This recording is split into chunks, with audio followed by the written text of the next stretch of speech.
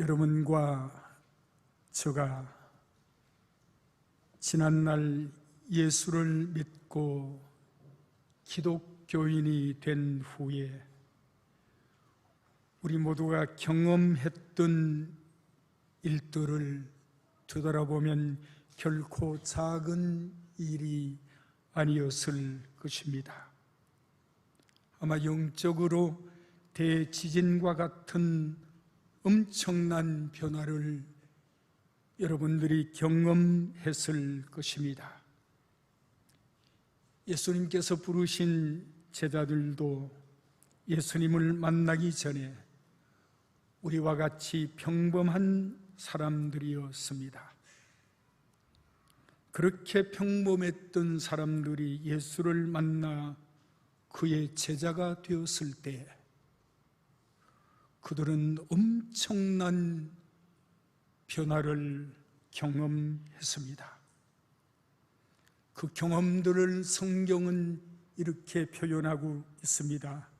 사도 요한은 요한일서 3장 14절에서 우리가 사망에서 옮겨 생명으로 들어갔다고 표현했습니다.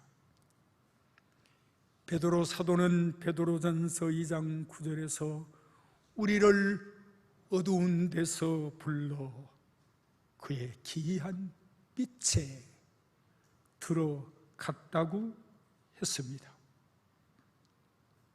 바울은 사도행전 26장 18절에서 사단의 권세에서 하나님께로 돌아가게 되었다고 표현했습니다. 사망에서 생명으로, 어둠에서 빛으로, 사단의 권세에서 하나님께로 옮겨졌다는 고백들은 여러분 대지진과 같은 엄청난 변화를 표현하는 말입니다. 오늘 여러분과 함께 나누는 본문 말씀인 고린도후서 8장 9절에서 바울이 고백하는 또 다른 변화의 음성을 듣습니다. 그것이 가난함에서 부요함으로 옮겨졌다는 것입니다. 이 본문 안에서 여러분과 저는 성경이 가르치는 놀라운 진리를 가슴에 가득 담기를 소망합니다. 첫 번째는 그리스도께서 누구를 위해 가난하게 되셨는가? 두 번째는 그리스도께서 가난하게 되심이 구체적으로 무엇인가? 세 번째로 바울은 여러분과 제가 무엇에 부요하기를 원하고 있는가? 이 세 가지 주제의 말씀을 나누면서 하나님께서 이 아침에 주신 은혜를 여러분과 함께 나누려고 합니다. 첫 번째, 그리스도께서 누구를 위해 가난하게 되셨는가? 바울은 본문에서 그리스도께서 부요하신 자로서 누구를 위하여? 너희를 위하여 가난하게 되셨고, 그의 가난함을 인하여 누구를? 너희를 부요하게 하려 하심이라고 했습니다. 여기 너희가 누구이며 그들이 어떤 상황에 놓여 있었던 자들인가를 우리는 먼저 살펴볼 필요가 있습니다. 먼저 여기 너희는 고린도 교회 신자들을 말합니다. 우리가 알듯이 고린도 교회 신자들은 예수 믿기 전에 영적으로 가난한 자들이었습니다. 영적인 부요함이 필요했던 자들이었습니다. 바울 당시 고린도 교회 신자들이나 오늘 우리에게도 똑같이 영적인 가난함이 존재하고 있습니다. 그럼에도 우리는 스스로 영적으로 가난하다는 사실을 깨닫지 못할 때도 있습니다. 왜냐하면 우리는 지금 물질적으로 풍요한 세상에 살면서 우리의 내면에, 우리의 정신에, 우리의 영혼에 가난함이 무엇인지를 잊어가고 있습니다. 가난이란 말은 영적이든 정신적이든 물질적이든 가진 것이 없는 것, 이것을 가난이라고 말합니다. 또한 가난이란 다른 사람들과 비교할 때 상대적으로 무엇인가를 적게 가진 것, 적게 소유한 것, 이 의미로 절대적 가난을 영어는 property, 상대적 가난을 poor라고 표현하고 있습니다. 그런데 오늘 본문 성경이 표현하는 가난, 프토코스라는 단어는 아무것도 가진 것이 없는 극빈 상태를 표현할 때 사용하는 단어입니다. 예를 들면 예수님께서 마태복음 5장 3절에서 심령이 가난한 자는 복이 있나니 천국이 그들의 것이요 라고 했습니다. 여기에 예수님이 사용하신 가난이란 말이 프토코스, 극빈 상태를 표현하는 말입니다. 사랑하는 성빈의 성도 여러분, 우리는 예수님께서 말씀하신 심령의 가난이란 말을 바르게 이해해야 합니다. 이 말씀은 영적인 상태가 텅텅 비어있는 가난한 상태로 있어야 복이 있다는 말이 아닙니다. 영적으로 알거지가 되어야 복이 있다는 말이 아닙니다. 영적으로 빈 털터리가 되어야 복이 있다는 말이 아닙니다. 오히려 영적인 것이 없는 가난한 자가 예수의 복음으로, 하늘의 소망으로, 하나님의 은혜로 넘치는 사랑으로, 하나님의 진리로 가득 채워지게 될 때 복 있는 자들이 된다는 뜻입니다. 오늘날 우리가 물질적인 것에 궁핍함이 없고 많은 것들을 소유하고 있다 할지라도 그리스도를 떠나 있는 자들이라면 우리는 영적으로 가난한 자들입니다. 영적인 것들로 채워져 있지 않으면 우리는 가난한 자들입니다. 진리의 말씀으로, 복음의 말씀으로 채워져 있지 않으면 영적으로 가난한 자들입니다. 왜 그럴까요? 그리스도를 떠나서는 구원이 없습니다. 그리스도를 떠나서는 진정한 평화를 얻기 어렵습니다. 그리스도를 떠나서는 천국의 소망이 없습니다. 그리스도를 떠나서는 주님과 교제할 수 없습니다. 그리스도를 떠나서는 하나님의 진노를 피할 수 없습니다. 그리고 그리스도를 떠나서는 참된 기쁨과 만족을 얻을 수 없기 때문에 그렇습니다. 만약 이러한 상태에 우리가 놓여 있다면 우리는 여전히 죄인이며 우리는 하나님과 영적으로 멀어진 상태에 있는 자들이며 우리는 영적으로 가난한 자들입니다. 이렇게 가난한 가운데 있었던 여러분과 저에게 엄청난 견해와 은혜와 축복이 찾아왔습니다. 그 변화와 은혜가 무엇입니까? 그리스도께서 버려진 자와 같은 여러분과 저를 복음으로 부르시지 않으셨습니까? 믿음을 선물로 주시지 않으셨습니까? 저와 여러분을 하나님 자녀되게 하시고 구원의 은혜를 받게 하시지 않으셨습니까?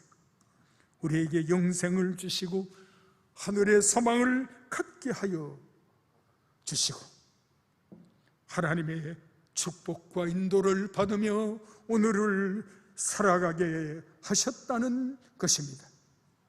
그래서 영적으로 그렇게 가난했던 여러분과 저를 오늘 예수 안에서 이렇게 부유하게 만드신 것입니다. 하나님의 은혜와 축복으로 가득 채워지는 성도로 살아가고 있습니다. 그래서 우리는 이제 그리스도에 관한 것을 많이 배웠습니다. 많이 알았습니다. 구원의 은총과 하나님의 사랑에 대한 깊이를 더 많이 알았습니다. 이제 그리스도 안에서 여러분과 저는 더 이상 영적으로 가난한 자들이 아닙니다. 이전에 잃어버렸던 것들을 예수 안에서 찾고 예수 안에서 새롭게 소유한 백성들이 되었습니다. 이제 우리는 영적으로 부유한 자들이 된 것입니다. 예수 믿기 전에는 영적으로 빈털털이었고 영적으로 파산당한 여러분과 저를 불러서 위대하고 놀랍고 영원토록 부유하게 만들어주신 하나님의 은혜가 너무나 큽니다. 천국을 소유하게 된 것입니다. 이것이 그리스도께서 여러분과 저를 위하여 행하신 위대한 의뢰요 축복의 부요함인 줄로 믿습니다. 두 번째,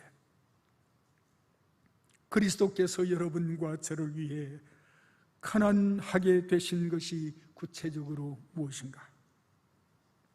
바울은 본문에서 두 번이나 부요와 가난, 그리고 가난과 부요에 대하여 반복적으로 말씀하고 있습니다. 여러분, 이것은 예수님이 성육신 이전에 예수님과 성육신 이후에 예수님을 대조하여 설명하려는 것입니다. 성육신 이전에 부요하신 자로서 그리스도가 어떤 분이셨으며 성육신 후에 그리스도께서는 어떠한 분이 되셨는가를 바울이 여러분과 저에게 가르치고 있습니다. 그렇다면 그리스도께서 가난하게 되심이 구체적으로 무엇인가? 첫 번째, 하나님이 인간이 되어 이 땅에 오신 그리스도의 성육신이 그의 가난하심입니다. 성육신이란 하나님께서 인간이 되어 이 세상에 오셨다는 말입니다. 그는 부요하신 하나님으로서 인간의 세상에 인간의 모습으로 인간이 당하는 모든 고난과 슬픔을 당하셨습니다. 공생애 동안에 그는 인간을 의존했으며 인간으로서 하는 일에 제한도 받으셨으며 인간의 영역을 벗어날 수 없었습니다. 보실까요? 그는 세상의 아이들처럼 마리아의 몸을 빌려 탄생했습니다. 그는 마리아와 요셉의 양육과 돌보심이 필요했던 것입니다. 그는 육신의 부모님으로부터 배워야 했습니다. 회당에서 배워야 했습니다. 그는 땅 위에 계시는 동안 음식이 필요했고 의복이 필요했고 거처할 가정이 필요했습니다. 왕궁에서 온 세상을 통치해야 할 분이 위협을 당하여 애굽으로 피난 가기도 했습니다. 이것이 예수님의 한없이 낮아지심이고 가난하게 되신 것입니다. 두 번째로, 인간으로서의 삶 그 자체가 그리스도의 가난하게 되심입니다. 예수님 당시 세상에는 부자들이 참으로 많았습니다. 풍족하게 가진 자들이 많았습니다. 권세자들이 참으로 많았습니다. 그렇지만 예수님은 그들과 비교되어야 할 분이 아니십니다. 성경은 말합니다. 태초에 하나님이 천지를 창조하시니라고 했습니다. 이 말씀은 하나님이 인생과 만물의 주인이심을 알려주는 위대한 선언입니다. 그래서 구약의 시인은 시편 24편 1절에서 땅과 거기 충만한 것과 세계와 그 중에 거하는 자가 다 여호와의 것이로다고 했습니다. 성도 여러분, 그렇습니다. 모든 것이 그분의 것입니다. 이 지구뿐만 아니라 저 광활한 우주를 그분이 다 만드셨고 그분이 지금도 다스리고 계십니다. 그는 만물의 창조자요 만물의 주인이십니다. 그는 물질의 소유에 있어서 우주 안에서 가장 부유한 자였습니다. 그러나 그가 인간으로 오신 후에 그분이 가진 것이 얼마나 되었는가요? 그는 집도 없어 다른 사람의 마구간을 빌려서 태어나지 않았습니까? 그의 부모님은 너무나 가난했기에 비둘기 한 쌍이나 혹은 어린 방구 둘로 제사의 예물을 드리려고 하지 않았습니까? 예수님은 공생의 사역에서 여우도 굴이 있고 공중의 새도 거처가 있으되 인자는 머리 둘 곳이 없다고 했습니다. 그가 이 세상을 떠나실 때 그의 소유는 옷 한 벌뿐이었으며 이것마저도 다른 사람들이 제비 뽑아 나누어 가져가지 않았습니까? 그가 죽은 후에도 다른 사람의 무덤에 묻히셨습니다. 그는 인간으로서 빈 털털이라 마찬가지였습니다. 이것이 예수님의 가난하게 되심입니다. 세 번째는 그리스도께서 인간으로 이 땅에 오셔서 받으신 고난 그 자체가 가난하심이었습니다. 바울은 오늘 본문에서 그리스도의 성육신 이전의 삶을 언급하면서 그는 부요한 자였다고 했습니다. 그는 하늘에 계실 때 그의 백성들로부터 경배와 찬양과 존귀와 영광을 받으셨던 하나님이십니다. 하늘의 천군 천사들이 그를 찬양했습니다. 하늘에서는 아무도 그를 거역하거나 멸시하지 않았습니다.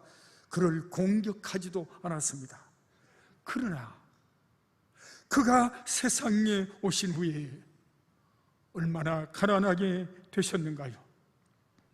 유대인들 중에는 그에게 적대감을 가지고 그를 공격하는 자들이 있었습니다. 그의 제자들 가운데 한 사람은 그를 배반했습니다. 또 한 사람은 그를 부인했습니다. 11사람은 그를 버리고 도망쳤습니다. 그는 마침내 죄수의 몸이 되었습니다. 그는 끌려갔습니다. 그는 채찍에 맞았습니다. 그는 십자가에 달렸습니다. 그는 우리를 위해 저주를 받게 되었습니다. 그는 마지막 외침에서 나의 하나님 어찌하여 나를 버리시나이까라고 절규했습니다.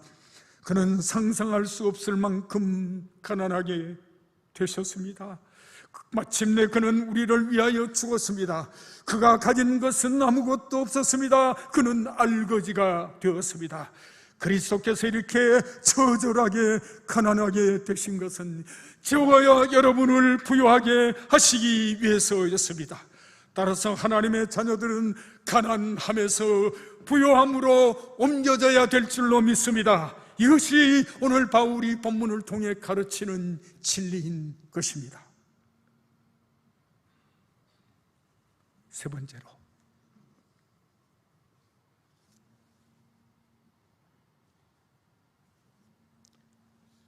바울은 무엇에 우리가 부유하게 되기를 원하고 있는가? 예수님을 구주로 믿는 여러분과 저는 무엇에 부유하게 되어야 하며, 다른 말로 무엇에 부자가 되어야 하며, 왜 부유하게 되어야 하는가를 가슴속에 질문해야 합니다. 그리고 앞으로의 여러분과 저의 신앙의 각오와 다짐이 확실해야 합니다. 바울은 10절에서 그리스도께서 가난하게 되심으로 말미암아 우리를 부유하게 하려는 이 일에 대하여 나의 뜻을 알린다고 고린도 교회 성도들에게 선포합니다. 여기 바울이 말하는 나의 뜻이란 목적과 의도와 계획을 말합니다.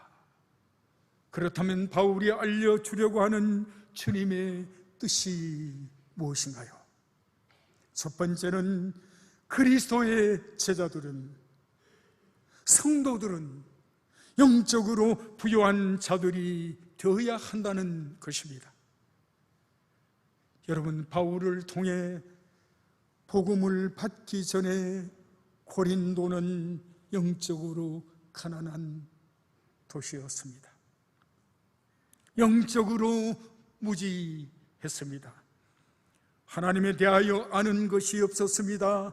믿음도 없고 기도도 없었고 복음 전도도 없었고 하나님 예배함도 없었습니다. 그러나 바울의 전도를 받고 교회가 생겨났습니다. 믿는 자들이 생겨나기 시작했습니다. 성도들이 하나님의 은혜를 받았습니다. 그들은 언변과 지식에 풍족한 자들로 성장했습니다. 그들은 은사에 부족함이 없는 교회로 성장했습니다. 이 사실을 바울은 고린도전서 1장 5절로 8절에 이미 기록해 놓았습니다. 오늘 고린도후서 8장 7절에서도 바울은 고린도 교회의 부요함에 대하여 이렇게 말씀하고 있습니다.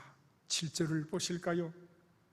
오직 너희는 믿음과 말과 지식과 모든 간절함과 우리를 사랑하는 이 모든 일에 풍성한 것 같이 이 은혜에도 오늘 8장에서 1절, 4절, 6절, 7절, 9절에 은혜라는 말씀이 거듭 반복되어 기록되고 있습니다. 1절과 9절은 보편적인 하나님의 은혜를 말씀하고 있지만은 그 다음에 4절, 6절, 7절은 2절에서 말하는 연보, 하나님께 드리는 물질을 바울이 말씀하는 것입니다. 그렇게 풍성했던 교회가, 그렇게 부유했던 고린도 교회가 우상 숭배로 인하여, 풍성한 세상 지식으로 인하여, 경제적 풍요로 인하여 교회 안에는 분쟁이 일어났습니다. 여러분들이 아시는 것처럼 당파들이 생겨났습니다. 하나님을 아는 영적인 지식에는 무지했으며 교회는 점점 타락해 갔습니다. 옛날 고린도 교회가 있었던 자리는 다녀오신 분들은 보았을 것입니다. 폐허가 되어 있습니다.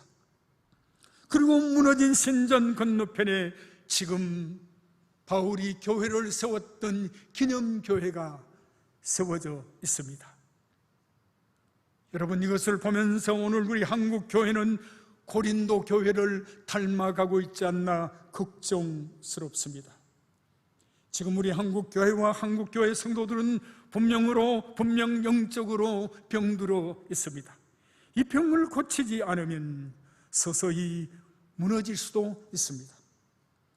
오늘의 한국 교회와 성도들은 경제적 부와 물질적 번영으로 오는 성공에 도취되어 있습니다. 우리가 이룬 성공에 대해 우리 자신을 축하하고 있으며 우리가 쌓은 부와 풍요로 인하여 우리의 자신들을 높이고 있습니다. 이것은 하나님 앞에서 우리의 교만일 수 있습니다.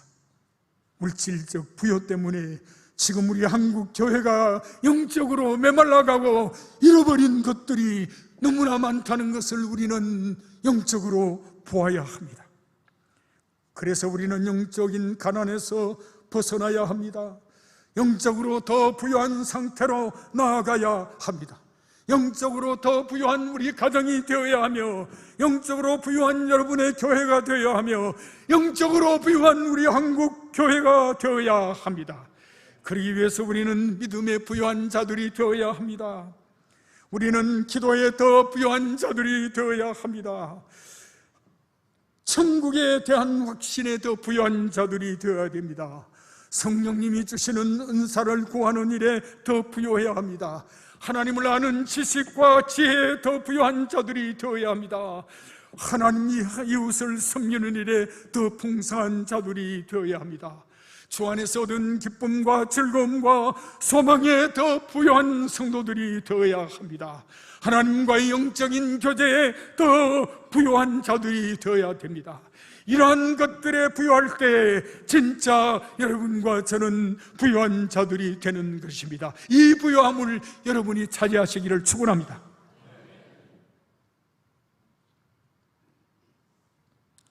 두 번째 바울이 가르치는 교훈은 물질에 부유한 자들이 되어야 한다는 것입니다. 바울이 고린도후서 8장과 9장에서 전하는 핵심이 여기에 있습니다. 보실까요? 오순절 성령 강림으로 탄생했던 예루살렘 교회는 영적으로 대단히 부유했습니다. 예루살렘과 사마리아와 소아시아와 유럽 전역의 복음의 풍성함을 전하는 교회가 되었습니다. 물질적으로도 부자들이, 아나니아와 삽비라 바나바 같은 사람들이 자신의 재산을 헌납하여 오순절 절기에 몰려든 가난한 성도들의 필요를 채워주었던 그런 교회였습니다. 그러나 유대인들의 박해로 인하여 믿는 자들이 흩어지게 되었을 때 예루살렘 교회는 영적으로 쇠퇴해 갔습니다. 영적인 쇠퇴와 맞물려 물질적으로도 궁핍하게 되었습니다. 남을 도와주고 돌보아 주었던 교회가 오히려 물질적인 도움을 받는 상황에 처했습니다. 이제 예루살렘 교회는 가난하게 되었습니다. 그래서 가난한 예루살렘 교회 성도를 물질로 섬기도록 바울은 지금 고린도 교회 성도들에게 헌금을 요청하고 있는 내용이 8장의 말씀입니다. 바울은 그 당시 고린도 교회보다 더 경제적으로 열악했던 마게도냐 교회가 풍성한 연보를 넘치도록 한 것을 소개하면서 고린도 교회가 예루살렘 교회를 섬기는 일에 자발적으로 참여하도록 요청하고 있는 성경이 8장과 9장의 말씀입니다. 그래서 바울은 고린도후서 8장 1절에서 우리에게 말합니다. 함께 1절과 2절을 읽습니다. 형제들아, 하나님께서 마게도냐 교회들에게 주신 은혜를, 그 마게도냐 한 교회뿐만 아니라 교회들에게 주신 은혜를 우리가 너희에게 알리노니, 바울이 고린도 교회 성도들에게 알려준다는 것입니다. 환난의 많은 시련 가운데서 그들의 넘치는 기쁨과 극심한 가난, 이것이 절대적 빈곤, 아무것도 가질 것이 없는 빈털터리 같은 극심한 가난이 그들의 풍성한 연보를 넘치도록 하게 하였느니라고 했습니다. 성도 여러분, 고린도 교회 상황이 오늘 우리 한국 교회의 상황과 같지 않는가요? 우리는 과거에 얼마나 가난했습니까? 한국 교회 역시 물질적으로 가난한 교회들이었습니다. 먹을 것이 부족했습니다. 사는 것이 초라했잖아요. 헐벗고 살았습니다. 남에게 빚을 지지 않은 가정이 없을 정도였습니다. 강대국의 도움을 받지 않았나요? 그러나 이렇게 가난하면서도 마게도냐 교회 성도들처럼 복음을 전하는 일에, 교회를 세우는 일에, 가르치고 전도하는 일에, 목회자들을 돕는 일에, 선교하는 일에 관대하게 헌금했던 한국 교회였습니다. 그렇게 관대하게 물질로 섬긴 한국 교회를 그리스도께서 오늘날처럼 부유하게 만들어주신 것입니다. 주님은 이 땅에 오셔서 처절하게 가난하게 되었어도 여러분과 저를 부유하게 만들어주신 것입니다. 믿음과 은혜와 물질과 삶에 부유하게 축복해 주신 것입니다. 사랑하는 성민의 성도 여러분, 우리가 지금 물질에 더 부유하게 되기 원하는 목적이 분명해야 합니다. 우리는 바울의 메시지를 통해 배워야 합니다. 왜 우리가 물질에 부유한 자들이 되어야 하는가요? 왜 바울이 고린도 교회에 헌금을 요청했는가요? 그 이유가 무엇인가요? 여러분과 제가 도와야 할 교회들이 너무 많이 있기 때문에 그렇습니다. 우리가 도와야 할 이웃들이 많기 때문에 그렇습니다. 한국 교회의 도움을 기다리는 세계의 교회들이 많기 때문에 그렇습니다. 그래서 여러분과 저는 물질에 더 부유한 자들이 되어야 하는 것입니다. 우리의 경제력이 더 나아져야 하는 것입니다. 우리의 사업이 더 번성해야 하는 것입니다. 그리스도인이 물질에 부유한 자들이 될 때 주님의 사업에 더 부유하게 쓰임받을 수 있기 때문에 그렇습니다. 주님이 쓰시는 사람들 가운데 여러분들이 주인공이 되시기를 축원합니다. 축원합니다. 말씀을 맺습니다. 하나님은 영적으로 물질적으로 가난한 자들을 지금도 자기에게 나오라고 부르십니다. 그분은 이사야 선지자를 통해 오늘 우리에게 이렇게 말씀하고 계십니다. 너희 목마른 자들아 물로 나오라. 돈 없는 자도 오라. 너희는 와서 사 먹되 돈 없이 값없이 와서 포도주와 젖을 사라고 말합니다. 그는 지금 목이 마르며 그는 지금 돈이 없는 가난한 자들에게 말씀하는 것입니다. 내게로 오라는 것입니다. 내게 나와서 듣고 들으면 너희가 좋은 것을 먹을 것이며 기름진 것으로 즐거움을 얻으리라고 말합니다. 그리고 너희 영혼이 살리라 이렇게 말씀합니다. 우리의 영혼이 부유하게 되는 길이 성도 여러분 하나님만에 있습니다. 우리가 부유하게 되는 길이 예수님 안에 있습니다. 우리가 물질적으로 영적으로 부유하게 되는 것이 예수 안에 있습니다. 하나님만에서 부유하게 되는 길을 여러분이 발견할 수 있기를 축복합니다. 또 한 가지는 성도들이 영적으로 물질적으로 부유하게 될 때 이웃을 도울 수 있습니다. 없는 자는 마음뿐입니다. 마음뿐이야 그렇게 말씀하셨지요. 지금 그리스도인들은 예수 안에서 영적으로 많은 것, 물질적으로 과거보다는 더 풍성한 것들로 채워져 있습니다. 구원의 은혜로 채워져 있습니다. 하나님의 한없는 사랑과 용서와 주시는 평안과 영원한 생명으로 가득 채워져 있습니다. 이렇게 채워진 부요함을 온 이웃에게, 온 세상에 나누어 주어야 하는 여러분과 저입니다. 이제는 우리 자신을 하나님께 드려야 합니다. 우리의 몸을 산제사로 드리고 우리의 신앙과 재능을 그분의 이름을 드러내는 일에 바치고 우리의 물질과 삶을 그분을 섬기는 일에 드려야 합니다. 우리 모두가 영적으로 부유하고 물질적으로 부유한 자들이여 주님의 손에 붙잡힘 당하여 이 시대에 위대하게 쓰임받는 여러분과 여러분의 자녀들 되기를 축원합니다.